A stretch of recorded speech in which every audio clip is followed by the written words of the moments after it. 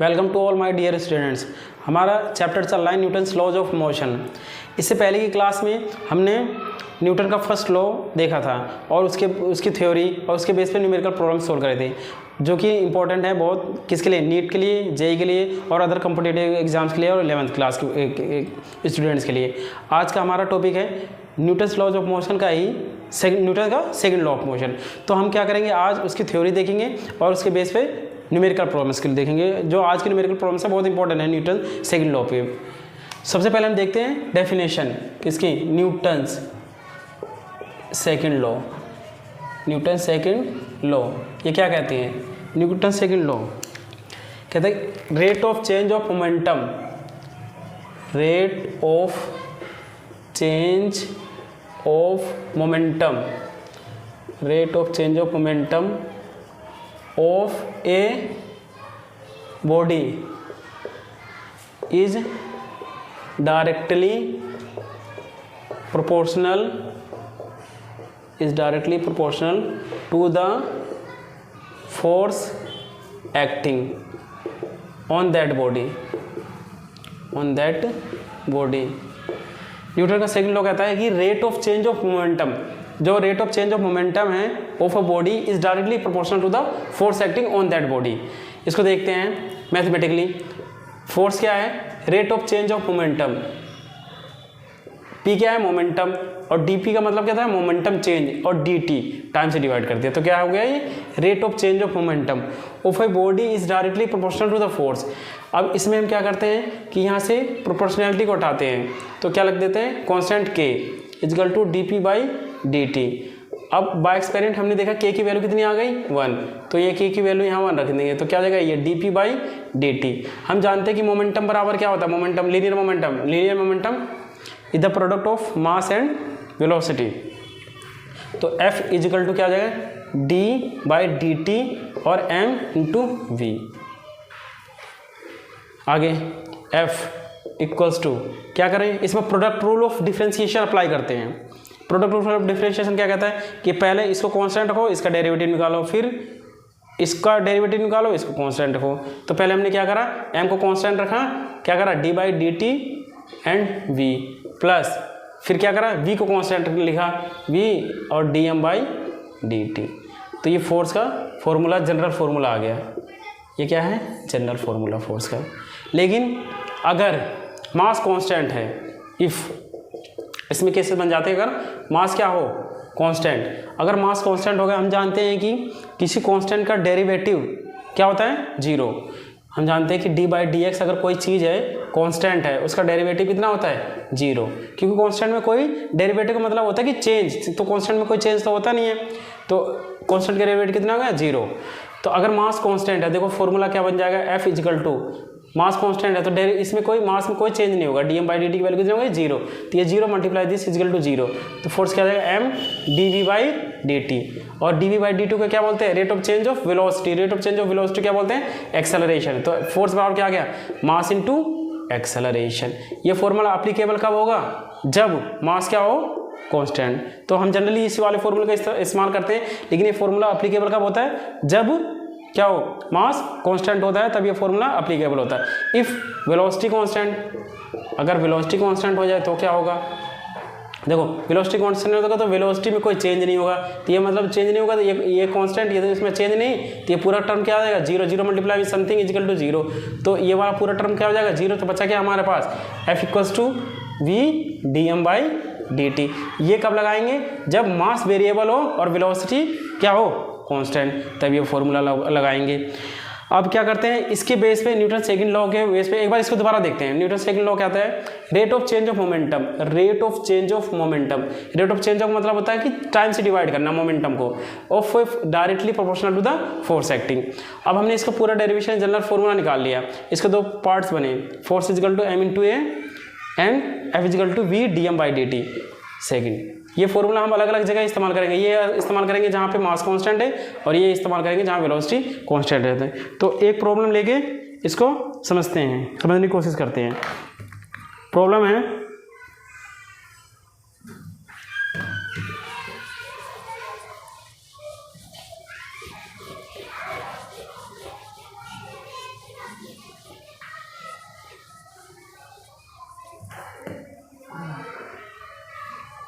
Question है हमारा, a train is moving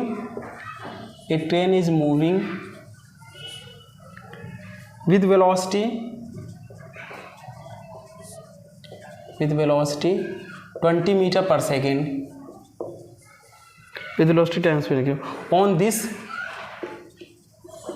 dust is falling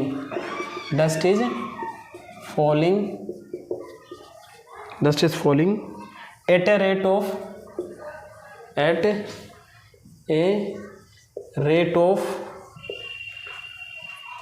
50 kilogram per minute.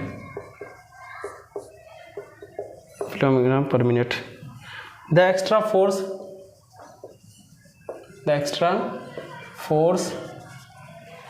required to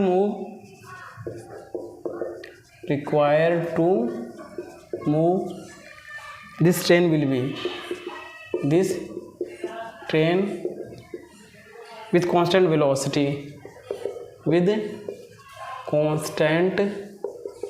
velocity will be, क्या होगा? देखो question है, a train is moving with velocity 20 metre पर second. में question में हमें आगे देखा है कि वेलोसिटी क्या है, कांस्टेंट। अगर वेलोसिटी कांस्टेंट है तो फोर्स वाला फॉर्मूला भी हमने देखा था, क्या इस्तेमाल करेंगे, v इक्वल टू dm/dt। ये कब इस्तेमाल करेंगे, जब मास वेरिएबल हो और वेलोसिटी क्या हो, कांस्टेंट। तो इसमें वेलोसिटी की वैल्यू कितनी दे रखी है, 20 मीटर पर सेकेंड, जो कि क्या है, कांस्टेंट। अगर मान लो ये कोई ट्रेन है, ये किसी वेलोसिटी 20 मीटर पर सेकंड से जा रही है, इस पे कह रहे हैं कि कुछ रेत गिर रहा है और रेत की जो फॉल होने की स्पीड है dm/dt जो है वो क्या है, 50 किलोग्राम पर मिनट। अगर इसको हम ऐसा यूनिट में बदल दें तो इसको कह सकते हैं 50 kilogram divided by 60 second, 50 kilogram divided by 60 second. तो इसमें से कोई अगर डस्ट पार्टिकल बढ़ रहा है, गिर रहा है, तो इसमें से निकल रहा है, तो इसकी जो स्पीड होगी, तो एक्स्ट्रा फोर्स रिक्वायर, इस पर गिर रहा है तो एक्स्ट्रा फोर्स कितना चाहिए होगा इसको मूव करवाने के लिए। तो F इक्वल टू क्या होता है, v dm/dt, वेलोसिटी कांस्टेंट है तो फॉर्मूला लगा देंगे, v की वैल्यू कितनी है, 20, dm/dt की इस्तेमाल कितना करेंगे, 50/60, ऐसा यूनिट में कन्वर्ट हो गया ये। 0 से 0 cancel, 2 3 6 10, 10 25 50 divided by 3, 50 divided by 3, 50 divided by 3 करेंगे तो कितना आएगा, 16.67 न्यूटन अप्रोक्स। तो ये वैल्यू कितनी आ गई, एक्स्ट्रा फोर्स कितना चाहिए होगा मूव करवाने के लिए, 16.67 न्यूटन। एक और प्रॉब्लम लेके चलते हैं।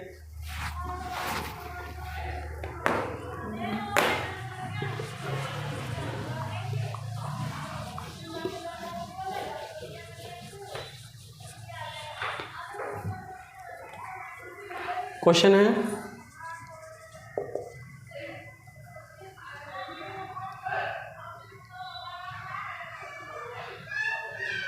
ए vehicle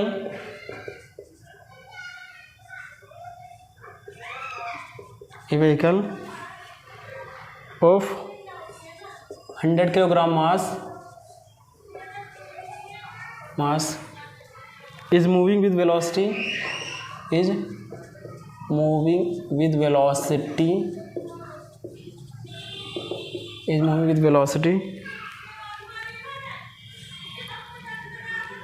of 5 meter per second, 5 meter per second. To stop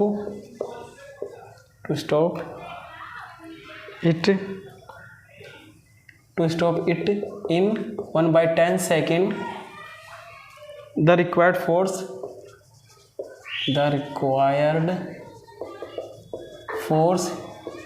in opposite direction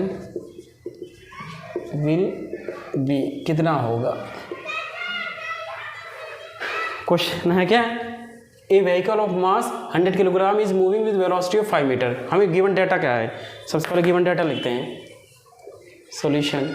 given क्या है, मास कितना है 100 kg, is moving, vehicle move किसने कर रहा है, वेलोसिटी से, initial a vehicle of mass 100 kg moving with velocity 5 metre per second, to stop it in 1/10 second, the required force is. पहले ये मतलब इनिशियल स्पीड है, बाद में ये रुक गया होगा तो उसकी फाइनल वेलोसिटी कितनी हो जाएगी, 0। तो u की वैल्यू कितनी हो गई, 5 मीटर पर सेकंड। स्टॉप जब हो जाएगा तो फाइनल वेलोसिटी हो जाएगी 0 मीटर पर सेकंड, और जब स्टॉप हुआ तो स्टॉप होने में टाइम लगा 1/10 सेकंड का। तो रिक्वायर्ड फोर्स बताना हमें, तो फोर्स बराबर क्या होता है हम जानते हैं, मास इंटू एक्सेलरेशन। एक्सेलरेशन बराबर क्या होता है, v minus you by T, ये फॉर्मूला हम जानते ही हैं। तो m v minus you, v की वैल्यू कितनी है 0, माइनस यू, की वैल्यू कितनी है 5, m की वैल्यू कितनी, सॉरी m की वैल्यू कितनी है 100 kg, अपॉन में t की वैल्यू कितनी है 1/10। तो ये 0 माइनस 5 क्या, -5 मल्टीप्लाई विद 100 कितना हो गया 500 डिवाइडेड बाई 1/10, 10 ऊपर पहुंच जाएगा, ये कितना हो जाएगा -5000 न्यूटन। तो फोर्स की ज़रूरत कितना होगी अपोजिट डायरेक्शन में उसको रोकने के लिए, 5000 न्यूटन की ज़रूरत होगी। क्या है, a vehicle of mass 100 kilogram, mass कितना है 100 kg, और moving with velocity initial speed 5 meter है पर सेकंड है, जब वो रुक जाएगा स्पीड 0 हो जाएगी, और रुकने में टाइम लगेगा 1/10 सेकंड का। तो जो रोकने के लिए अपोजिट डायरेक्शन में, अगर व्हीकल इस डायरेक्शन में चल रहा है तो हमें रोकने के लिए इस डायरेक्शन में फोर्स लगाना पड़ेगा अपोजिट डायरेक्शन में। तो ये जो फोर्स लगाएंगे, इस फोर्स की वैल्यू बतानी होगी, वो फोर्स लगाना होगा -5000 न्यूटन। तो ये जो व्हीकल हमारा है वो क्या हो जाएगा, स्टॉप हो जाएगा। अगला टॉपिक है इम्पल्स। इम्पल्स किसे कहते हैं, जैसा फोर्स होता है, फोर्स को क्या बोलते हैं, rate of change of momentum. Impulse बराबर क्या होता है, मोमेंटम चेंज। इम्पल्स, इम्पल्स का मतलब होता है change in momentum, change in momentum. Impulse को आई से डिनोट करते हैं, एक वेक्टर क्वांटिटी होती है। मोमेंटम कैसी होती है, एक वेक्टर क्वांटिटी। तो चेंज इन मोमेंटम भी क्या होगी, एक वेक्टर क्वांटिटी। तो इम्पल्स भी क्या होगी, वेक्टर क्वांटिटी। इसकी यूनिट क्या होगी, इम्पल्स की यूनिट क्या होती है, इसको एक बार देखते हैं। अगर सपोज कोई बॉडी है जिसका मास m है, ये इनिशियल स्पीड u से ट्रेवल कर रही है, तो इसका जो मोमेंटम होगा इनिशियल क्या होगा m इंटू यू। कुछ देर बाद इसकी जो स्पीड हो गई सपोज क्या हो गई v, मास तो m ही रहेगा, तो फाइनल मोमेंटम कितना हो गया m इंटू वी। मोमेंटम में चेंज कितना हो गया डेल्टा p, मोमेंटम में चेंज कितना हो गया pf माइनस pi। तो m v minus m u. Impulse किसे कहते हैं, इम्पल्स बराबर क्या लिखा है, change in momentum. Change in momentum मतलब है डेल्टा p। तो इम्पल्स बराबर क्या होगा, चेंज इन मोमेंटम, m क्या हो गया v माइनस यू, ऐसे लिख लो m v minus m u, मतलब final momentum minus change in momentum, impulse vector quantity. अगर हम क्या करें, m को कांस्टेंट लिख लें, ये माइनस यू, ये आ गया। अब अगर इसमें थोड़ा सा मॉडिफिकेशन किया जाए, t से मल्टीप्लाई और t से डिवाइड करें, तो v माइनस यू को क्या बोलते हैं, एक्सेलरेशन, और इंटू टी। m इंटू ए को क्या बोलते हैं, m इंटू ए को बोलते हैं फोर्स। तो I इक्वल्स टू क्या आ जाएगा, m इंटू ए को बोलते हैं फोर्स इंटू टाइम। तो इम्पल्स इक्वल टू क्या होगा, फोर्स इंटू टाइम भी होता है। ये वाला फॉर्मूला तब अप्लीकेबल होता है जब हमें फोर्स और टाइम दे रखा हो, तब इसको इस्तेमाल करेंगे। अगर हमें मास दे रखा हो और इनिशियल फाइनल वेलोसिटी दे रखी हो, तो हम इसका इस्तेमाल करेंगे। अगर हम इसकी यूनिट देखें, यूनिट इम्पल्स की क्या होगी, मोमेंटम यूनिट की किसकी होगी, इम्पल्स की। जो इम्पल्स की यूनिट वही होगी जो मोमेंटम की होगी। मोमेंटम की यूनिट क्या होगी, मास की क्या होती है किलोग्राम, वेलोसिटी क्या होती है मीटर पर सेकंड, तो किलोग्राम मीटर पर सेकंड होगी। डायमेंशन वही होगी जो किसकी होगी, मोमेंटम की। डायमेंशन मास की कितनी होती है m, वेलोसिटी की क्या होती है LT की पावर -1। तो ये डायमेंशन आ गई। यहाँ से भी डायमेंशन निकाल सकते हैं। फोर्स की डायमेंशन कितनी होती है mLT की पावर -2, और टाइम की डायमेंशन t, तो क्या हो जाएगा mLT की पावर -1, दोनों सेम है। इम्पल्स की डायमेंशन क्या हो गई, mLT की पावर -1। इम्पल्स की जो डायमेंशन होगी जो मोमेंटम की डायमेंशन होगी, और यूनिट भी क्या होगी जो किसकी होगी, मोमेंटम की होगी। इसके अब इम्पल्स के बेस पे एक क्वेश्चन करते हैं।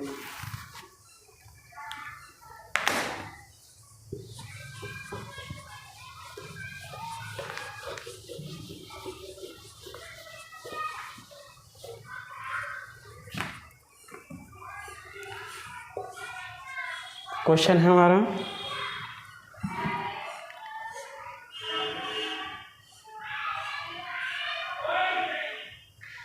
a force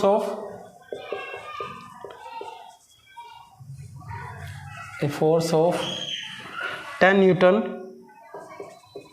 acts on a body of mass 20 kg,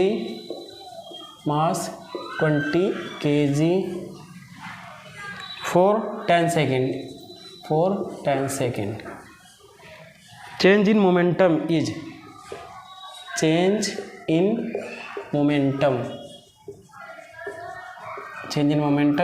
क्या होगा? देखो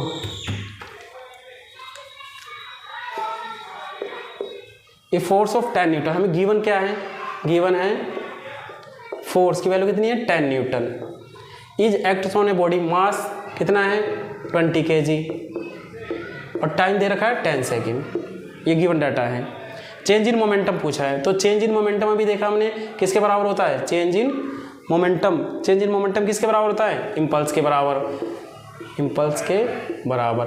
तो चेंज इन मोमेंटम इम्पल्स के बराबर होता है, और इम्पल्स किसके बराबर होता है? F/t के बराबर, और ये किसके बराबर होता है? mv-u के बराबर, ऐसे। लेकिन अगर हम देखें तो हमें इस वाले क्वेश्चन में चेंज इन मोमेंटम निकालने के लिए इन चीज़ों की ज़रूरत, इनमें से कौन सी चीज़ें अप्लीकेबल हैं? फोर्स दे रखा है, टाइम दे रखा है, तो इसका इस्तेमाल कर सकते हैं हम।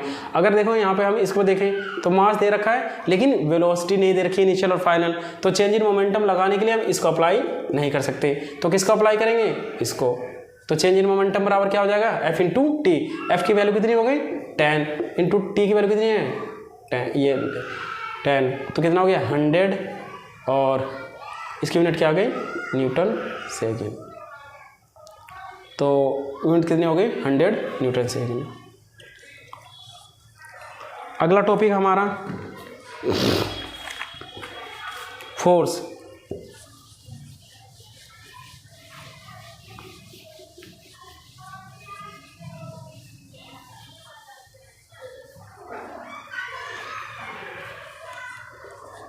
फोर्स किसे कहते हैं? Force is an external effort in the form of push or pull। Force क्या है? Force is an external effort in the form of push और पुल। जब किसी बॉडी पे हम पुश या पुल करते हैं किसी बॉडी को, तो उसको अगर हम एक्सटर्नल लगाते हैं तो उसको क्या बोलते हैं? फोर्स। अब फोर्स क्या कर सकता है किसी बॉडी में? फोर्स किसी बॉडी क्या कर सकता है? अगर कोई बॉडी स्टेशनरी है तो उसको चला सकता है, कोई चलती हुई बॉडी को रोक सकता है, या किसी चलती हुई बॉडी की डायरेक्शन को चेंज कर सकता है। तो या फिर कर भी सकता है, नहीं भी कर सकता। तो वो तो ये चीज़ तो उसके किस पे डिपेंड करेगी? मैग्नीट्यूड पे। तो फोर्स क्या है? एक एक्सटर्नल इफेक्ट है इन द फॉर्म में पुश और पुल। किसी भी चीज़ को हम जब पुश करते हैं, पुल करते हैं एक्सटर्नली, तो उसको हम क्या बोलते हैं? फोर्स। और फोर्स का फॉर्मूला क्या होता है? Mass into acceleration. अगर हम इसकी यूनिट देखें, यूनिट हम जानते हैं कि फोर्स की क्या होती है? मास की, किलोग्राम, एक्सेलरेशन की मीटर पर सेकेंड स्क्वायर। तो इतनी बड़ी लिख के नाम इसको न्यूटन कहते हैं, 1 न्यूटन। तो फोर्स की ऐसा यूनिट क्या होती है? न्यूटन, ऐसा यूनिट। डायमेंशन अभी हमने इससे पहले भी देखा भी था। फोर्स की एम की डायमेंशन क्या होती है? मास की कैपिटल एम, एक्सेलरेशन की LT की पावर -2। तो डायमेंशन क्या हो गई? MLT की पावर -2। अब इसके पास कुछ इसके क्या हैं? डेफिनेशंस हैं। 1 न्यूटन, पहली डेफिनेशन किससे क्या है? 1 Newton. 1 Newton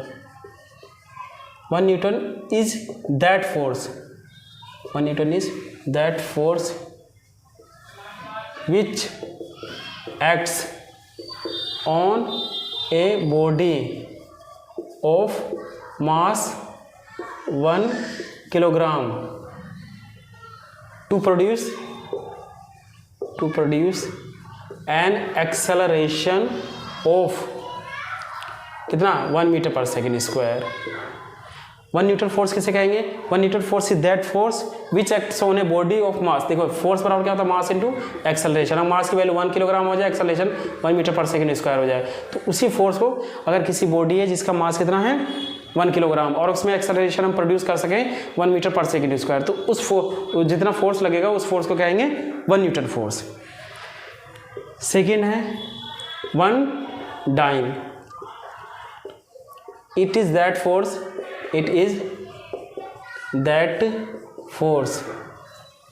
which acts on a body of mass 1 gram to produce an acceleration of कितना 1 सेंटीमीटर पर सेकेंड स्क्वायर। अगर किसी बॉडी का जो मास है कितना हो 1 ग्राम और हम उसमें एक्सेलरेशन कैपेबल हो प्रोड्यूस करने के लिए 1 सेंटीमीटर पर सेकेंड स्क्वायर, तो वो जितना फोर्स होगा उस फोर्स को बोलेंगे 1 डाइन। और ये क्या कौन सी यूनिट होती है? सीजीएस यूनिट होती है फोर्स की। अब रिलेशन होता है किसमें? न्यूटन में और किसमें? डाइन में। 1 न्यूटन बराबर होता है 10⁵ डाइन। ये पहले हम क्लास में डेरिवेशन भी इसका डायमेंशन एनालिसिस वाले चैप्टर में इसका डेरिवेशन भी देख चुके कि 1 न्यूटन इक्वल टू 10⁵ डाइन है। डाइन क्या है? सीजीएस यूनिट और न्यूटन क्या है? SI unit. इसके बाद थर्ड डेफिनेशन आती है 1 किलोग्राम फोर्स। 1 किलोग्राम, ये डेफिनेशन बड़ी इंपॉर्टेंट है, इसको केजीएफ कहते हैं, kilogram force. It is that force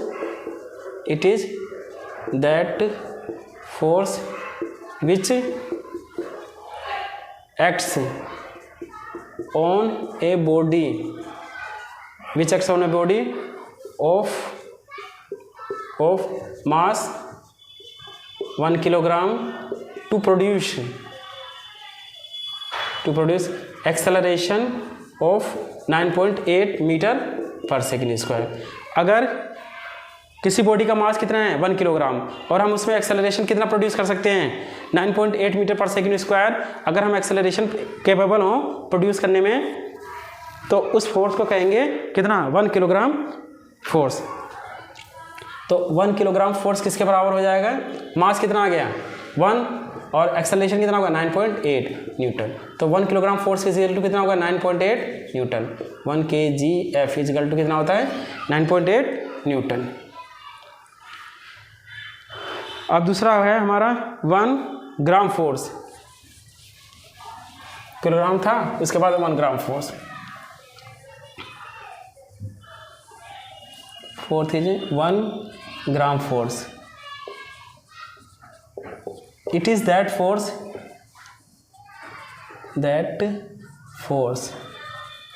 which acts on a body of mass 1 gram to produce acceleration of 980 centimeter per second square in that body।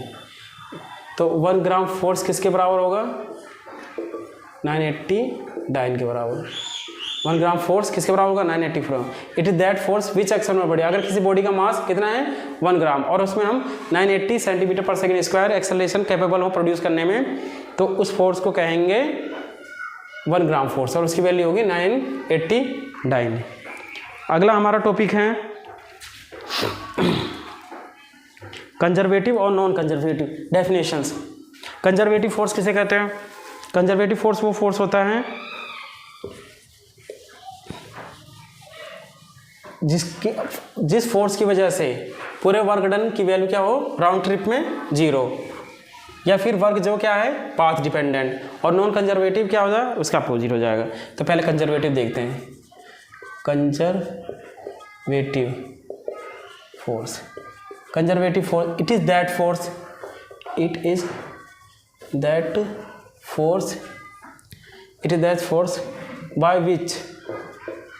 by which work done round a trip is 0 और work is a path dependent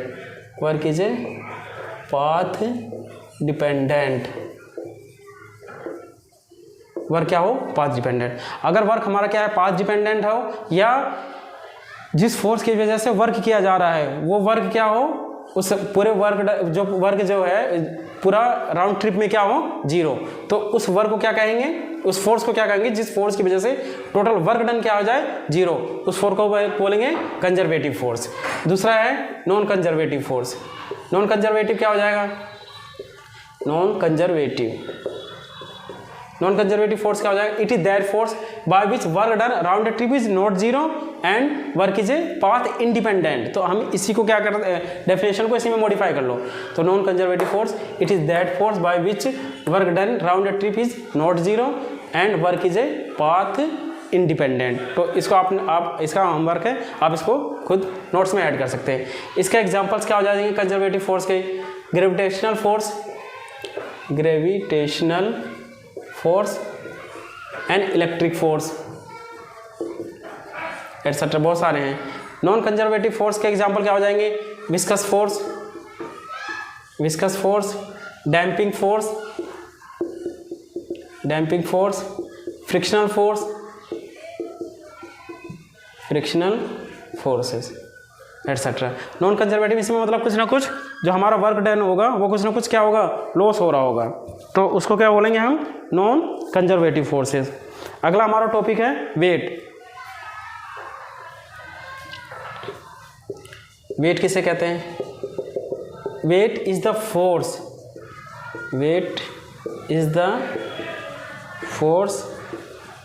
bye which a body is attracted, साथ साथ में note करते चलिए, is attracted towards earth. Weight is the force, weight क्या है, एक force है, वेट क्या है, वेट एक फोर्स है bye which a body is attracted towards the earth. तो वेट बराबर क्या होता है, m/g। वेट क्या है, फोर्स। तो अब जो वेट की डायमेंशन होगी या जो यूनिट होगी वो सब क्या है, फोर्स की डायमेंशन नहीं यूनिट के बराबर होगी, क्योंकि वेट एक फोर्स है। तो इसकी डायमेंशन क्या हो गई, वेट की mLT की पावर -2 और यूनिट क्या हो गई, न्यूटन, ऐसा यूनिट। तो वेट क्या है, क्योंकि एक फोर्स है जिसकी वजह से अर्थ की तरफ अट्रैक्टेड होती है, तो उस फोर्स को ही क्या कहा जाता है, वेट। वेट बराबर क्या हो गया, W बराबर m/g। g क्या है, एक्सेलरेशन ड्यू टू ग्रेविटी, और जिसकी वैल्यू होती है कितनी, 9.8 मीटर पर सेकेंड स्क्वायर, या फिर हम अप्रोक्स ले लेते हैं 10 मीटर पर सेकेंड स्क्वायर। तो इसको क्या कहते हैं, वेट। अगला हमारा टॉपिक है सेंट्रल फोर्सेस। सेंट्रल फोर्सेस किसे कहते हैं, सेंट्रल फोर्सेस वो फोर्सेस होते हैं जो कि सेंटर की तरफ लगते हैं।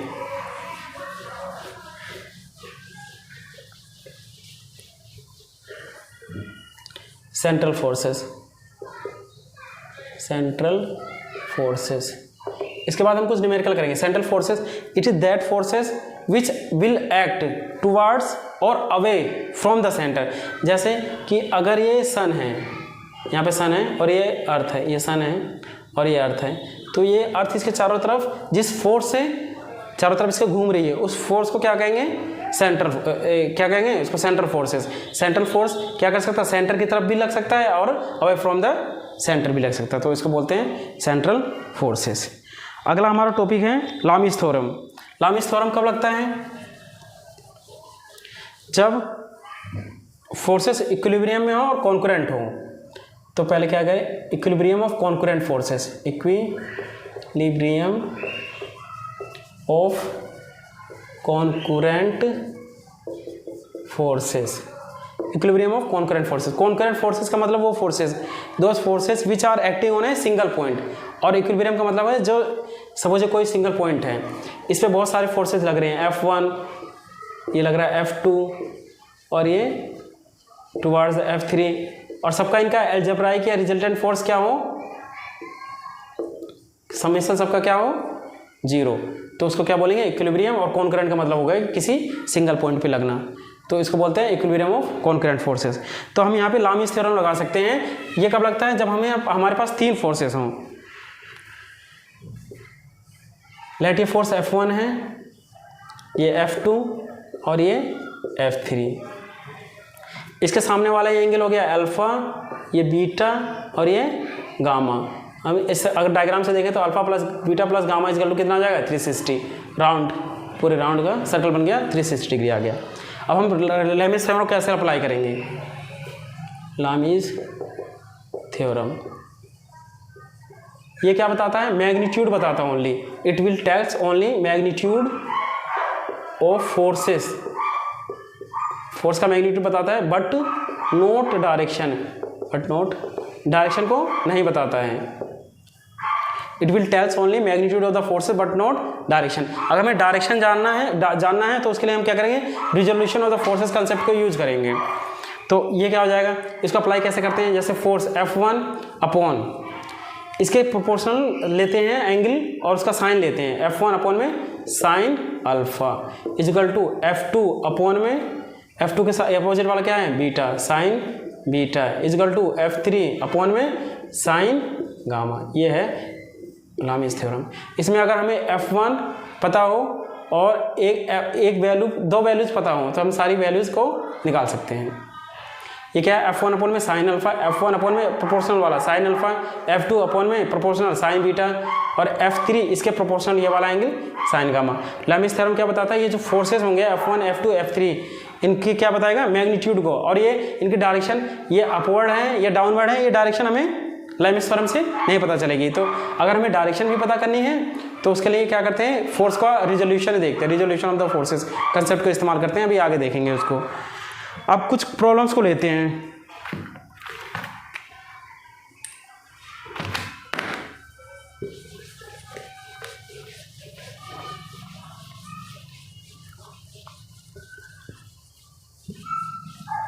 इससे पहले एक कंसेप्ट देखते हैं, पैरेललोग्राम लॉ, पैरेललोग्राम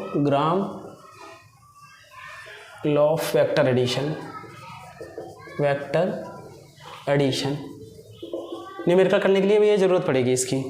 हमने देखा था पैरेललोग्राम लॉ में, सपोज ये वेक्टर ए है और ये वेक्टर बी है और उनके बीच का एंगल अगर ये थीटा है और ये रिजल्टेंट है आर। और हम क्या करते थे? इससे पहले हमने डेरिवेशन जब करा था पहली क्लास में, तो इस वाले फोर्स को हमने क्या करा था? इसके पैरेलल रिजोल्व कर लिया था। अगर ये इसको बी को ऐसे ले लिया जाए, फोर्स बी है और सपोज ये रिजल्टेंट आर है, तो अगर हम इस बी को क्या करें? इसके पैरेलल ले लिया ऐसे ऐसे ये, और ये एंगल अगर थीटा है और रिजल्टेंट इस वाले ए के साथ एंगल बना रहा है beta, resultant makes angle with vector A beta, और वेक्टर ए और बी के बीच में एंगल कितना है? थीटा, और वेक्टर बी को हमने यहाँ पे कर लिया ऐसे। ये वाला एंगल कितना होगा? थीटा। ये वाला एंगल बराबर होंगे, इस एंगल को बोलते हैं करस्पॉन्डिंग एंगल। तो ये भी, तो हमने डेरिवेशन में निकाला था कि जब डायरेक्शन निकालते हैं तो टेन बीटा की जो वैल्यू आती है वो क्या थी?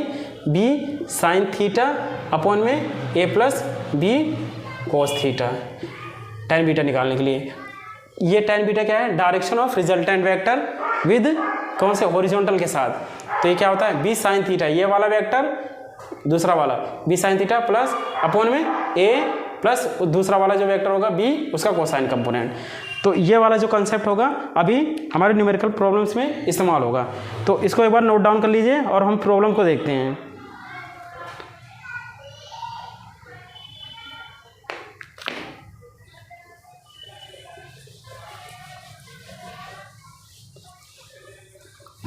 क्वेश्चन है हमारा,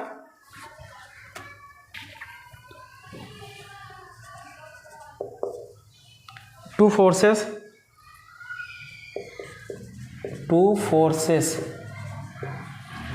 are such that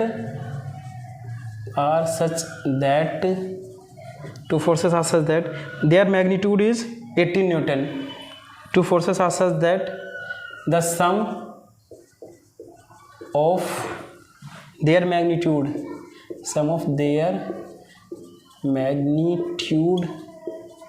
is 18 Newton and their resultant is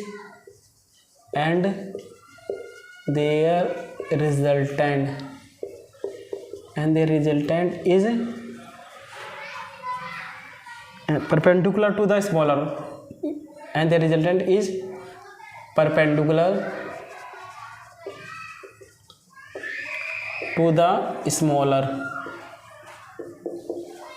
to the smaller force, and magnitude of resultant and magnitude of resultant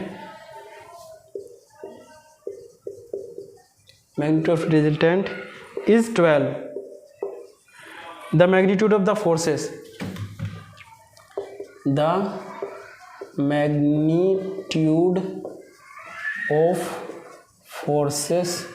are क्या होंगे, इसको देखते हैं क्या होगा मैग्नीट्यूड ऑफ फोर्सेस। देखो क्वेश्चन में क्या लिखा है कि टू फोर्सेस आर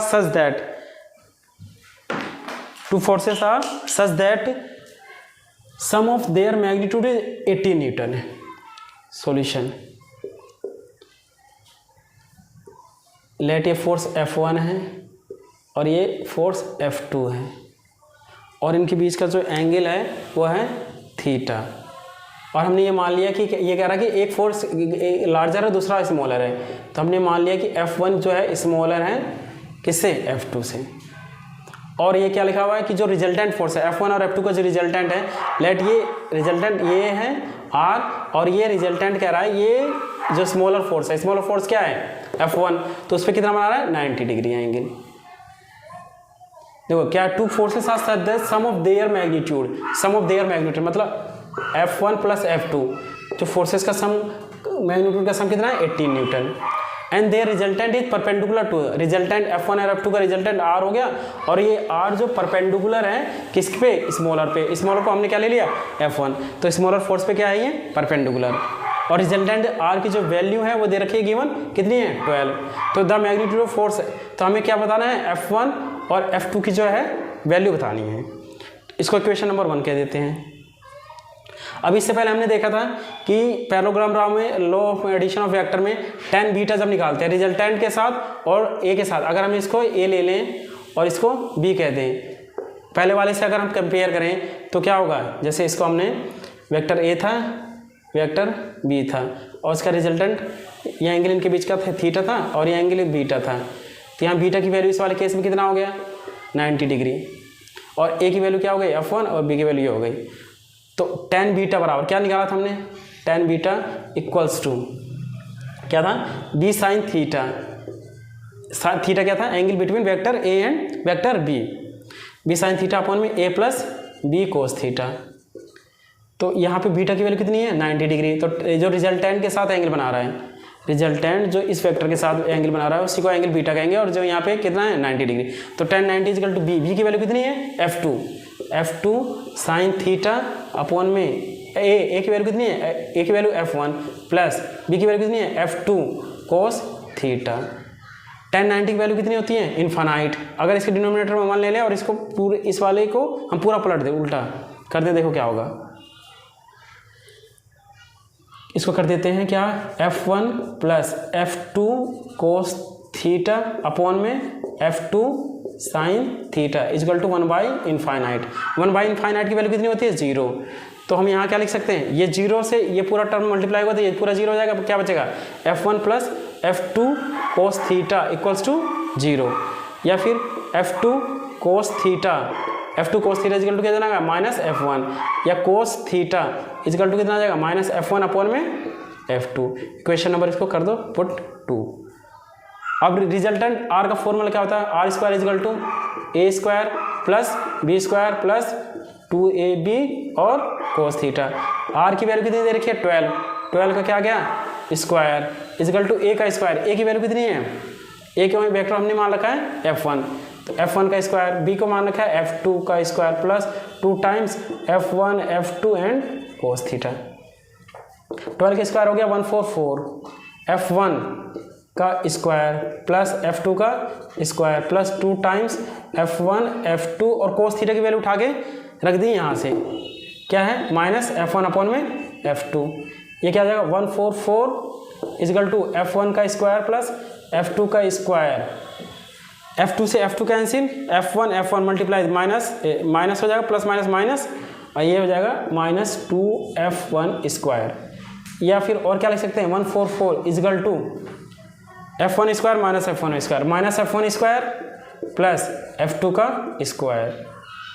अब हम एक ये जानते हैं formula a square minus b square का फॉर्मूला क्या होता है a plus b a minus b. इसको अप्लाई करते हैं यहाँ पे, इसको ए माने और बी माने, a square minus b square, a plus this और दिस माइनस दिस, तो 144 इजिकल टू क्या आ जाएगा F2 plus F1 and F2 minus F1। अब F2 प्लस F1 की वैल्यू कितनी दे रखी है, F2 प्लस F1 की value 18 equal to F2 minus F1 equal to 144। F2 minus F1 की वैल्यू कितनी हो जाएगी 144 डिवाइडेड बाय 18, ये कितना हो जाएगा 2 × 18 2 7 14 2 2 4 9 8 72, 8 वैल्यू आ गई। कितनी आ गई माइनस F1 प्लस F2 की वैल्यू कितनी आ गई 8, माइनस F1 प्लस F2 की वैल्यू कितनी आ गई 8। इसको इक्वेशन नंबर पुट कर देते 3। अब सोल्व करते हैं इक्वेशन नंबर 1 को और 3 को। तो यहाँ पे इक्वेशन नंबर 1 को रख दो, कितना है F1 प्लस F2, इसकी वैल्यू कितनी है 18 फ्रॉम इक्वेशन 1 से, और ऐड कर दिया इनको। ऐड करेंगे तो कितना हो जाएगा, ये कैंसिल, कितना हो जाएगा 2F2 इजिकल टू कितना होगा 18 8 16 26 26। F2 की वैल्यू कितनी आ गई 13। F2 की वैल्यू अगर 13 आ गई तो F1 की वैल्यू कितनी आएगी, F1 की वैल्यू यहाँ पे रख दो। F2 की वैल्यू आ गई 13, इधर आ गया 13 माइनस में आ जाएगा, तो 18 माइनस 13 कितना आ जाएगा 5, तो F1 की वैल्यू कितनी आ गई 5। तो ये प्रॉब्लम हमारी सोल्व हो गई। दोबारा से एक बार इसको देखते हैं। Two forces are such that sum of their magnitude is 80 newton. Two forces हैं F1 और F2, उनका मैग्नीट्यूड कितना है 80 Newton, and their resultant F1 और F2 का रिजल्टेंट R है, और ये परपेंडिकुलर है स्मॉलर फोर्स पे। स्मॉलर फोर्स का हमने F1 मान रखा है और ये परपेंडिकुलर है। और इसके बाद हम ये जानते हैं tan beta equal to b sin theta upon में a plus b cos theta. और इसके बाद रेस्ट क्या है डेरिवेशन, और ये वैल्यू आ गई। ए स्क्वायर माइनस बी स्क्वायर का फॉर्मूला होता है a प्लस बी अपॉन में a माइनस बी। इस वाले प्रॉब्लम को नोट डाउन कर लीजिए। इसी बेस पे एक प्रॉब्लम और देखते हैं।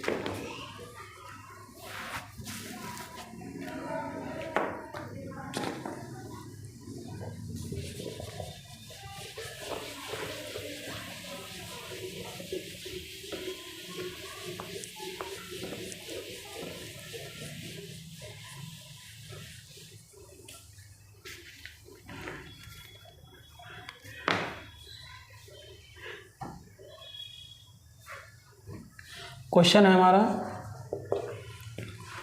The resultant of two forces, the resultant of two forces, one double the other in magnitude, one double the other in magnitude, magnitude is perpendicular to the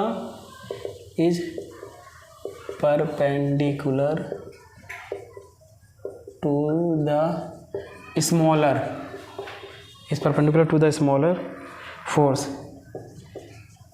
the angle between the two forces, the angle between the two forces। हम क्या करते हैं, smaller को जो force है उसको हमेशा horizontal लेंगे, हॉरिजॉन्टल, ताकि उस पर परपेंडिकुलर ड्रॉ करा जा सके आसानी से। क्या लिखा है, the resultant of two forces are one double the other in magnitude is perpendicular to the smaller force.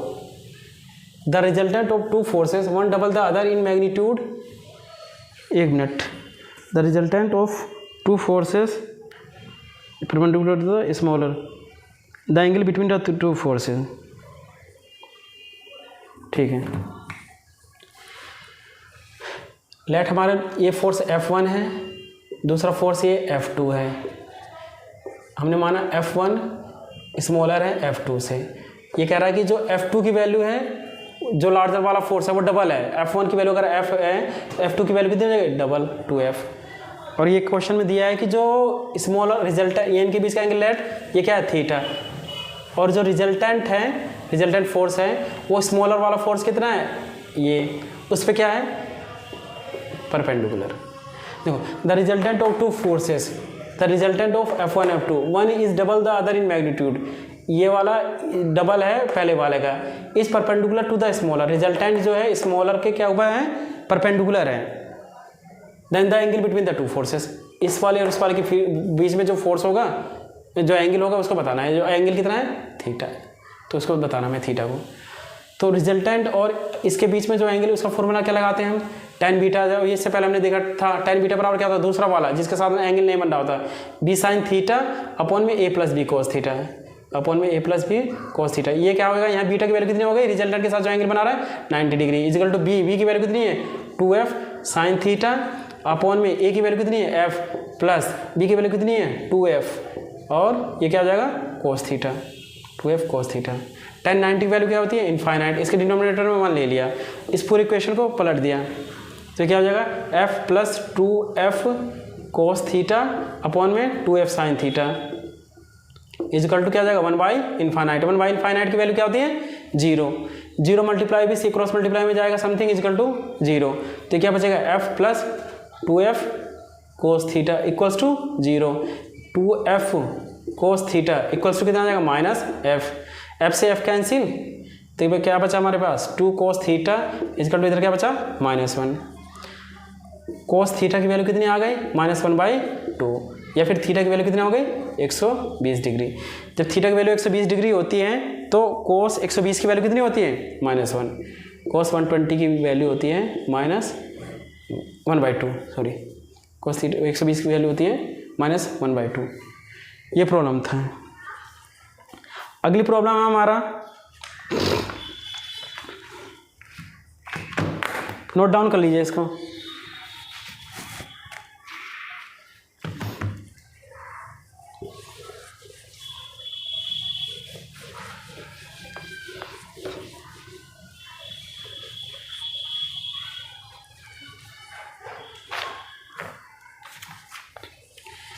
ये जो प्रॉब्लम्स हम कर रहे हैं ये नीट, जेई और अदर कॉम्पिटिटिव एग्जाम्स के लिए बहुत इंपॉर्टेंट है। ये क्वेश्चन है, ये बहुत इंपॉर्टेंट क्वेश्चन है। ए weightless ladder,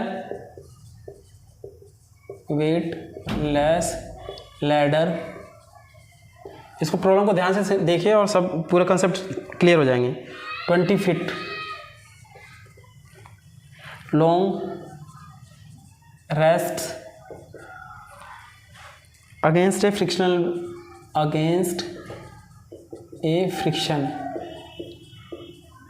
frictionless wall at an angle of 60 degree with the horizontal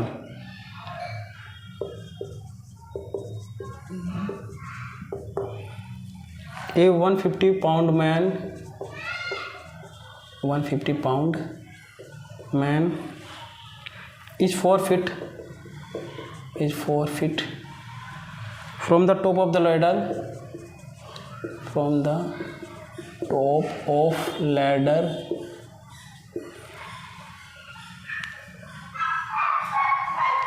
a horizontal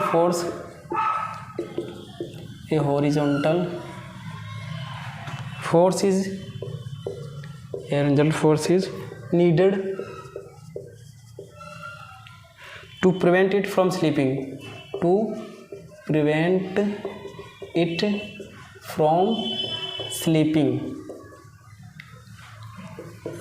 slip होने से बचाने के लिए हॉरिजॉन्टल फोर्स की ज़रूरत पड़ेगी, तो उसका मैग्नीट्यूड बताना है। Find that force.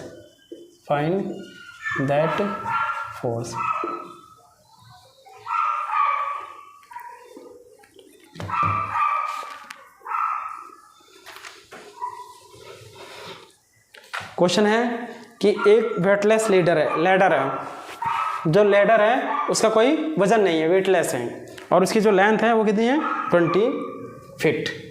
Solution 1 by 1 करके देखते हैं। पहले डायग्राम बनाते हैं। ये सपोज हॉरिजॉन्टल सरफेस है और ये है वॉल। अब इस पे लैडर है, लैडर कैसे आएगी, इस तरह रहेगी, ये सीढ़ी हो गई, इसके 2 पॉइंट्स हो गए, पॉइंट ए पॉइंट बी। अब ये कह रहा है कि क्वेश्चन में 60 डिग्री बना रहा है लैडर हॉरिजॉन्टल के साथ, ही लिखा है कि एन एंगल ऑफ हॉरिजॉन्टल के साथ 60 डिग्री बना रहे हैं, 60 डिग्री बना दिया है। इसके बाद कह रहा है कि ए 150 मैन के 4 feet from the top of the ladder, और इसकी टोटल लेंथ कितनी हो गई 20 फीट। इसकी जो टोटल लेंथ हो गई 20 फीट। ये पॉइंट है जो कि कितनी डिस्टेंस पे है 4 फीट से। यहाँ पे एक पर्सन है पॉइंट सी जिसका वजन कितना है 150 पाउंड का। ये 4 feet from the top of the ladder से इस पे है। तो यहाँ पे कितना फोर्स हॉरिजॉन्टल, कितना यहाँ पर स्लिप कहाँ से करेगी, यहाँ से। तो यहाँ पे कुछ फोर्स की ज़रूरत पड़ेगी इसको प्रिवेंट करने के लिए, किसको, स्लिप होने से बचाने के लिए इधर कुछ फोर्स की ज़रूरत पड़ेगी। उस फोर्स की वैल्यू बताने में, ये फोर्स सपोज F की ज़रूरत पड़ेगी, तो उस फोर्स की वैल्यू में बताना है कि कितनी फोर्स की आवश्यकता पड़ेगी ताकि ये जो लैडर है ऐसे करके ये स्लिप होगी, इधर ना जाए।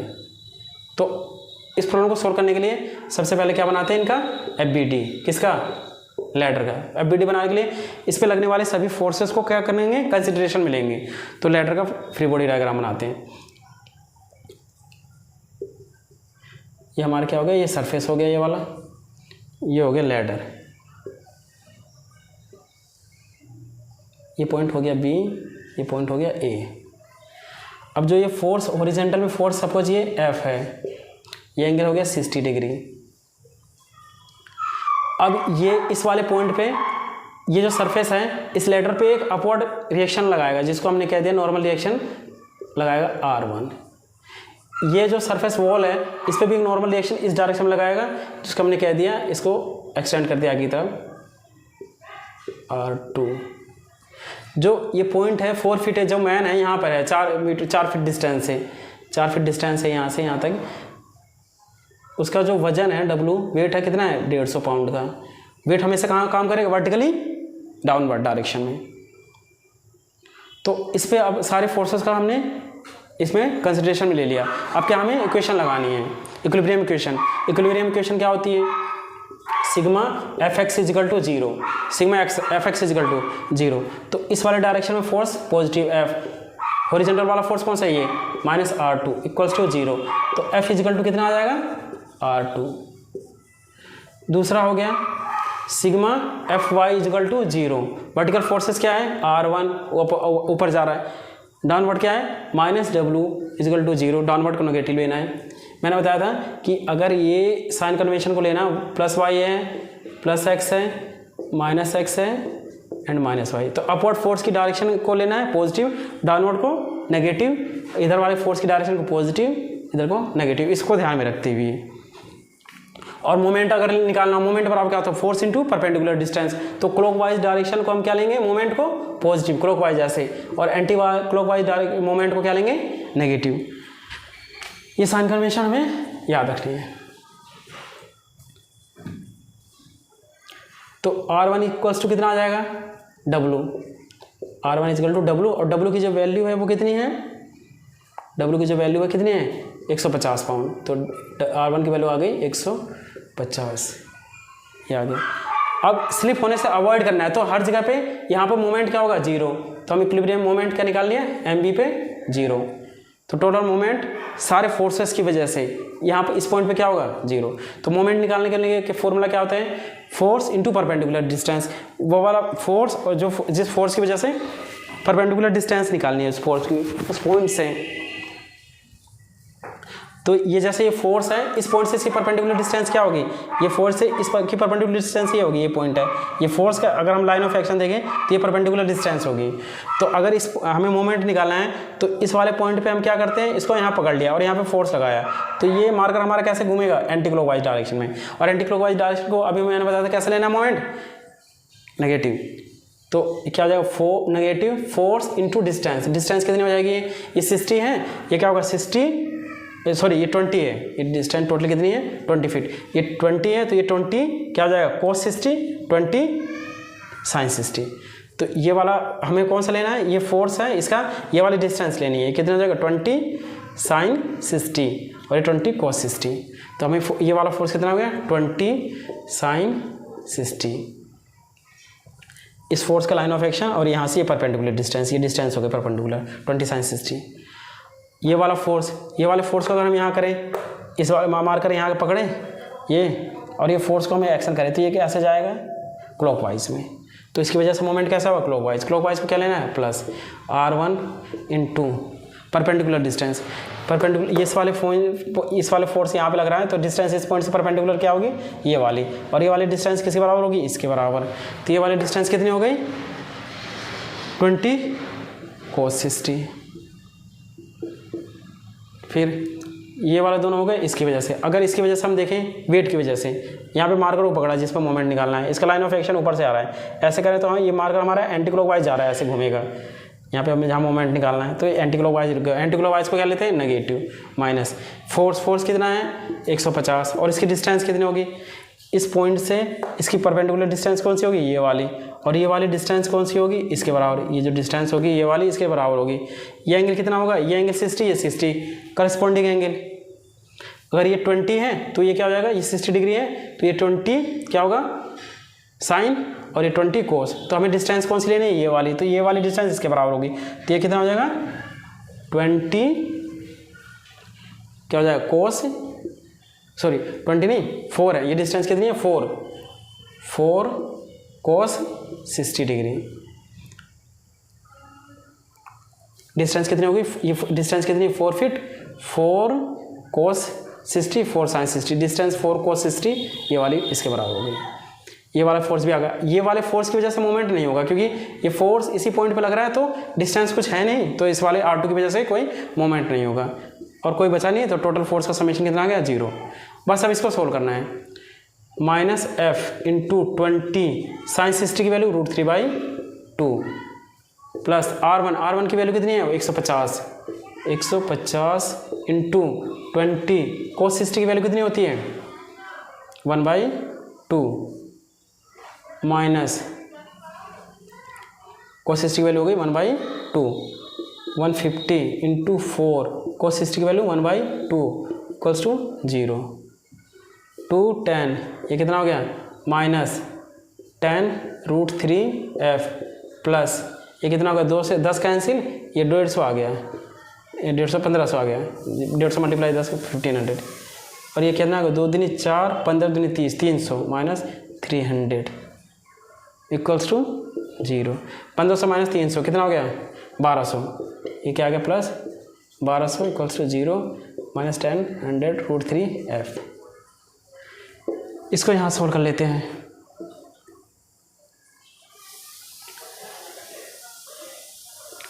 ये वाला इधर आ गया प्लस हो जाएगा 10 √3F इक्वल्स टू क्या हो जाएगा 1200, या F इक्वल टू कितना आ जाएगा 1200 डिवाइडेड बाय 10 √3, 1 0 से 1 0 कैंसिल बचा, कितना बचा 120/√3 न्यूटन। तो इतने फोर्स की ज़रूरत पड़ेगी हमें क्या करने के लिए, स्लिप को अवॉइड करने के लिए। जो फोर्स की ज़रूरत पड़ेगी कितनी पड़ेगी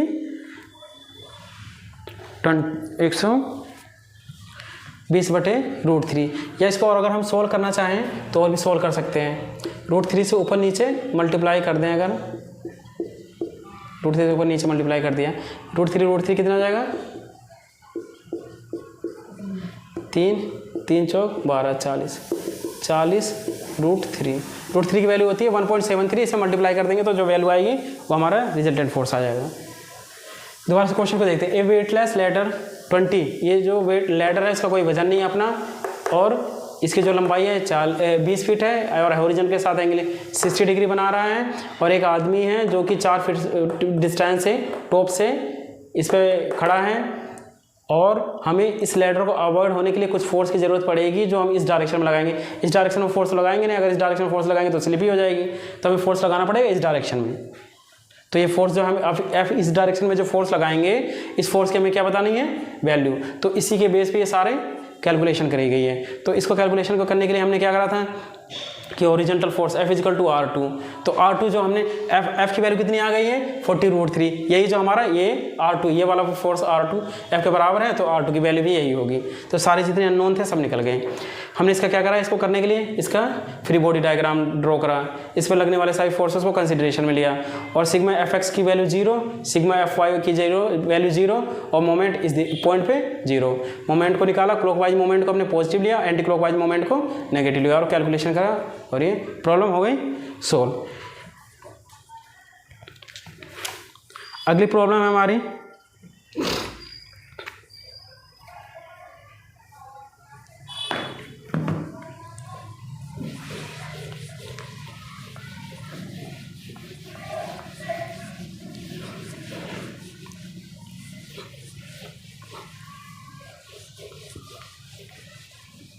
इंपॉर्टेंट प्रॉब्लम।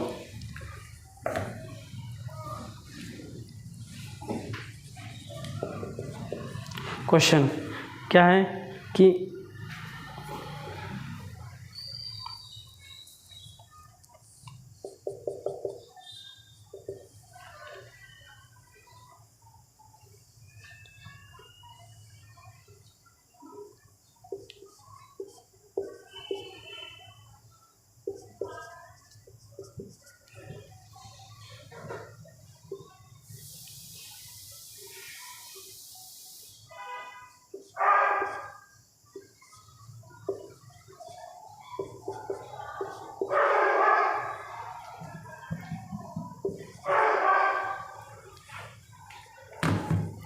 ये क्वेश्चन है, इसमें दो ब्लॉक हैं, एक ब्लॉक ए और ब्लॉक बी। इसका मास m है और इसका मास m है। ये स्ट्रिंग है, इसमें टेंशन T2 है, ये वाली स्ट्रिंग में टेंशन T1 है। और ये वाली जो स्ट्रिंग है वर्टिकल के साथ एंगल θ2 बना रही है, वाली स्ट्रिंग वर्टिकल के साथ एंगल θ1 बना रही है। तो हमें फाइंड करना है, फाइंड T1, T2, θ1 एंड θ2। शुरू करते हैं सॉल्यूशन। अब हमने क्या करा, ये पूरा सिस्टम जो है किसमें है, इक्विलिब्रियम में। तो इस इक्विलिब्रियम को इसमें रखने के लिए हमने क्या फोर्स लगाया है, mg मैग्नीट्यूड का फोर्स लगाया है इस डायरेक्शन में। तो ये जो टोटल फोर्स है वो क्या है, ये जो टोटल सिस्टम हमारा क्या है, इक्विलिब्रियम में है। तो हम फ्री बॉडी डायग्राम ड्रॉ करते हैं किसका, पहले किसका फ्री बॉडी डायग्राम ड्रॉ करो, of mass, free body mass और ब्लॉक बी का फ्री बॉडी डायग्राम हो, ब्लॉक बी का, ब्लॉक बी ले लिया। अब देखो ये वाला वर्टिकल है, अगर हम यहाँ पे ऐसे लाइन ऐसे इसी की पैरेलल एक लाइन ड्रॉ कर दें, ये लाइन के पैरेलल एक लाइन थ्रो कर दें, तो ये एंगल अगर थीटा है तो ये वाला एंगल कितना होगा, θ1। अगर ये एंगल θ1 है तो ये एंगल भी क्या हो जाएगा, θ1। इस एंगल को हम क्या बोलते हैं, अल्टरनेट इंटीरियर एंगल। तो ये टेंशन की डायरेक्शन ऐसे T1 हो गई, ये भी ब्लॉक है जिसका मास m है और ब्लॉक है कौन सा, B। और ये वर्टिकल है, ऐसे वर्टिकल के साथ ये एंगल बना रहा है कितना, θ1। टेंशन हो गई। और जो फोर्स इस पे लग रहा है हॉरिजॉन्टल में, ये हम लगा रहे हैं बाहर से, ताकि पूरा सिस्टम किसमें, इक्विलिब्रियम में, mg। जो वेट होगा, ब्लॉक अगर मास m है तो इस पे जो वेट होगा कितना होगा इसका, mg। और वेट तो हमेशा कहाँ काम करेगा, वर्टिकली डाउनवर्ड। ये आ गया। अब क्या इस वाले ब्लॉक का हमने फ्री बॉडी डायग्राम बनाया, टेंशन T1, एंगल θ1, ये हॉरिजॉन्टल फोर्स हमने जो एक्सटर्नली लगाया है और इसका वेट। अब इसमें हम क्या करते हैं, हॉरिजॉन्टल पूरा सिस्टम इक्विलिब्रियम है, sigma fx equal to 0। Sigma fx equal to 0 मतलब इस वाले डायरेक्शन में फोर्स कितना है, mg। ये वर्टिकल फोर्स है, इसको तो लेंगे नहीं। T1, इसका दो कंपोनेंट है, T1 cos θ1 इस डायरेक्शन में और T1 sin θ1 इस डायरेक्शन में। जो फोर्स होगा इसको क्या कहेंगे, इस वाले डायरेक्शन में जाएगा। वेक्टर इधर है तो इसका ये वाला कंपोनेंट क्या हो जाएगा, T1 sin θ1 और ये क्या हो जाएगा, T1 cos θ1। तो ये वाला कंपोनेंट हो जाएगा हमारा T1 क्या, sin θ1 और ये हो जाएगा T1 cos θ1। वेक्टर की डायरेक्शन इधर जाएगी, तो इसका डायरेक्शन इधर जा रहा है तो नेगेटिव आएगा, minus T1 sin θ1 equals to 0। तो या फिर हम क्या कह सकते हैं, T1 sin θ1 इक्वल्स टू क्या आ जाएगा, mg। Equation number 1, T1 sin θ1 equal to 1। अगला sigma fy equal to 0, sigma fy equals to 0, sigma फाई 0। तो T1 cos θ ऊपर की तरफ जा रहा है, T1 cos θ1 और ये mg कहाँ जा रहा है, नीचे की तरफ, माइनस mg इक्वल्स टू 0। और कोई वर्टिकल में फोर्स है नहीं, ये दो फोर्स हैं। तो T1 cos θ1 इक्वल्स टू कितना आ जाएगा, mg। Question number 2। अब क्या करो, इक्वेशन 1 और 2 को स्क्वायर और ऐड करना है। तो adding and squaring and adding equation 1 and 2। तो T1 लेफ्ट हैंड साइड का स्क्वायर करा, T1 sin θ1 का square plus T1 square cos θ1 का square equal to left hand side का square mg square plus mg square. ये क्या हो जाएगा, T1 को स्क्वायर को अगर हम कॉमन ले लें तो क्या हो जाएगा, sine square θ1 plus cos square θ1 equals to क्या आ जाएगा, 2mg square. Sine square 1 plus cos square theta 1 क्या हो जाएगा, साइन स्क्वायर थीटा एंगल कुछ भी हो, वैल्यू कितनी आएगी 1, तो कितना आ जाएगा ये 1 हो गया ये पूरा, ये क्या आएगा 2mg², अंडर रूट ले लिया दोनों तरफ, तो T1 हो जाएगा ये √2mg, तो T1 की वैल्यू आ गई हमारी √2mg, तो T1 आ गया हमारा, और इसकी जो वैल्यू पहला क्या निकालते गए √2mg, सेकंड निकालते हैं। सेकंड निकालने के लिए क्या करते हैं, इक्वेशन 1 और 2, इक्वेशन 1 से इक्वेशन 2 को डिवाइड कर दिया। इक्वेशन 1 कितनी है, T1 साइन थीटा 1 अपॉन में T1 cos theta 1 is equal to क्या है mg, यहाँ पे mg अपॉन में mg से mg कैंसिल, क्या बचा 1, T1 से T1 cancel, sign theta upon में कोस थीटा 1 क्या बोलते हैं tan थीटा 1 इक्वल्स टू 1 किसकी वैल्यू होती है, tan 1 का वैल्यू होती है tan 45 की, तो मतलब थीटा 1 की वैल्यू कितनी आ गई 45 डिग्री। 1 वैल्यू कब आती है थीटा में, जब थीटा की वैल्यू कितनी हो 45 डिग्री, तो इसका मतलब क्या है हमारी थीटा 1 की वैल्यू कितनी आ गई, थीटा 1 की वैल्यू आ गई 45 डिग्री। थर्ड देखो T1 आ गया, थीटा 1 आ गया। Next free body diagram draw कराओ, ये बी का डायग्राम मैंने ड्रॉ करा, तो ये सारी चीज़ें आ गई। अब बचा हमारे पास क्या है ए, तो FBD ड्रॉ करते हैं, किसका ए का,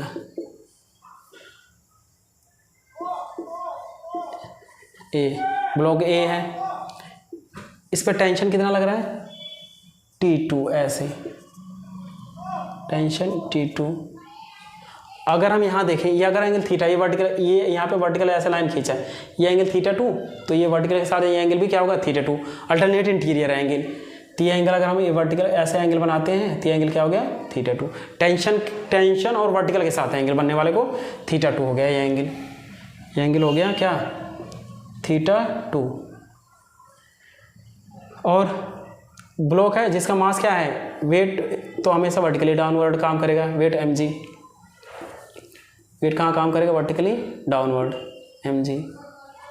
और इसमें क्या है, ये टेंशन लग रही थीटा 1, ये क्या है एक ब्लॉक है, ये इसकी डायरेक्शन, इसको अगर हम ऐसा ही ले लें ऐसे, तो इस डायरेक्शन में टेंशन है जिसकी वैल्यू कितनी है T1, और ये एंगल इसके साथ बना रहा है थीटा 1, जो वो फोर्स होगा हमारा वर्टिकली होगा, और ये भी वर्टिकल है, तो ये इसी के साथ एंगल बना दिया, इसी के साथ ही ये हमारा ऐसे ही है, तो थीटा 1 हो गया। अब हमें फोर्सेस का सिग्मा एफ और सिग्मा FY को पुट क्या करना है 0, क्योंकि पूरा सिस्टम किसमें इक्विलिब्रियम में। टेंशन कितने के T1 T2 और वेट T1 T2, इस वाले ब्लॉक पे कितने टेंशन, ये टेंशन लग रही है, ये वाली टेंशन लग रही है, और इसका इस पे वेट लग रहा है, ये तीन ही चीज़ें। तो क्या करते हैं sigma FX equal to 0, sigma FX को अगर 0 रखो तो क्या हो जाएगा, इसका कंपोनेंट इस वाले डायरेक्शन में, इस वाले डायरेक्शन में कोस थीटा 1 होगा, इस डायरेक्शन में T1 साइन थीटा 1 होगा, तो ये क्या हो जाएगा T1 साइन थीटा 1, ये पॉजिटिव डायरेक्शन में तो प्लस, तो T1 साइन थीटा 1। ये वेट तो वर्टिकली है तो ये तो लेंगे नहीं, T2 इसका क्या होगा, ये कोस थीटा 2 होगा, और ये वाला क्या होगा साइन थीटा, तो इस डायरेक्शन में जाएगा, तो इस डायरेक्शन में जाएगा तो ये क्या होगा T2 sine theta 2, negative direction तो माइनस T2 साइन थीटा 2, और कोई फोर्स है नहीं, तो टोटल फोर्स का सम इजिकल टू 0 के बराबर रख दिया।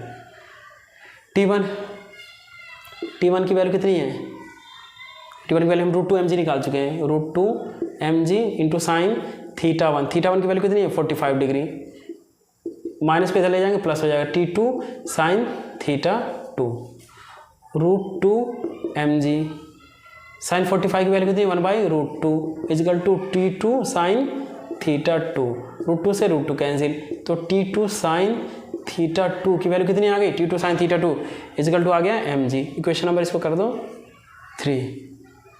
अब क्या करा सिग्मा FY इक्वल्स टू 0 रख दिया, सिग्मा FX 0 रख सिग्मा FY, सिग्मा ये वाले फोर्स की ये वाला कंपोनेंट अपवर्ड डायरेक्शन में जा रहा है तो पॉजिटिव, क्या है वो T2 कोस थीटा 2, ये डाउनवर्ड जा रहा है माइनस mg, इसका ये वाला कंपोनेंट ये वाला कोसाइन होगा, ये डाउनवर्ड जा रहा है नेगेटिव, माइनस T1 क्या होगा कोस θ1 इक्वल्स टू 0 और कोई फोर्स है नहीं वर्टिकल में, इसका ये वाला कंपोनेंट वेट का और ये वाला और कोई है नहीं, तो total motion 0 with sign convention. T2 cos θ2 minus mg minus T1 की वैल्यू कितनी है √2mg और cos θ1 की वैल्यू कितनी है 45 degree is equal to 0। T2 cos θ2 minus mg minus √2mg cos 45 की वैल्यू 1/√2 इक्वल्स टू 0, √2 से √2 cancel. T2 cos θ2 minus mg minus 2mg equals to 0, या फिर T2 cos θ2 इक्वल्स टू कितना आ जाएगा 2mg। इसको दे दिया इक्वेशन नंबर, नाम दे दिया इक्वेशन नंबर 4। अब हमें क्या करना है, इक्वेशन 3 और 4 को सोल्व करना है। जैसे हमने यहाँ पे स्क्वायरिंग एडिंग करी थी वैसे ही स्क्वायर और एडिंग करना है। मैं इसको रब कर देता हूँ।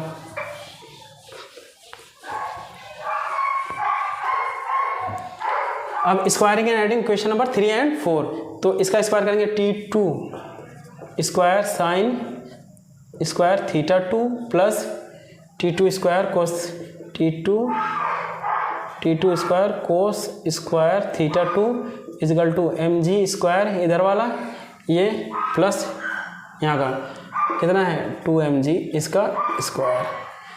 इसका स्क्वायर दोनों का स्क्वायर करके ऐड कर दिया, तो ये क्या आ जाएगा T2 square sine square T2 को स्क्वायर को कॉमन लेंगे, sine square theta cos square theta भी देखा मुझे ये 1 हो गया, तो T2 स्क्वायर डायरेक्ट लिख देते हैं इजगल टू क्या हो जाएगा mg स्क्वायर प्लस 2 का स्क्वायर को होगा 4 mg स्क्वायर 4 और 1 5 mg का स्क्वायर कितना आ गया T2 स्क्वायर। तो T2 की वैल्यू कितनी आ गई √2 5 mg स्क्वायर रूट ले लिया तो T2 की वैल्यू आ गई √5, तो T2 हमारा आ गया √5 mg बचा क्या हमारे पास T2 भी आ गया, θ2 बचा। θ2 के करने के लिए क्या करो इक्वेशन 3 को 4 से डिवाइड कर दिया। 3 की वैल्यू कितनी है T2 sign θ2 is equal to mg और 4 क्या है T2 cos θ2 equals to 2mg divide कर दिया। T2 cancel sine theta cos theta क्या हो जाएगा tan θ2, ये क्या हो जाएगा mg से mg कैंसिल 1/2 या θ2 बराबर क्या आ जाएगा tan इनवर्स 1/2 tan इनवर्स 1/2 की वैल्यू ये कैलकुलेटर से निकलेगी, तो θ2 की वैल्यू आ गई। इस तरह हमने क्या करा कि इक्विलिब्रियम कंसेप्ट का इस्तेमाल करके क्या करा टेंशन T1 T2 θ1 θ2 सबकी जो वैल्यूज है फाइंड आउट कर लिया। इसको नोट डाउन कर लीजिए।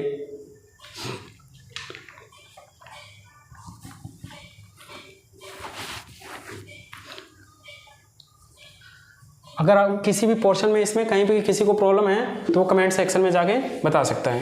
Thank you.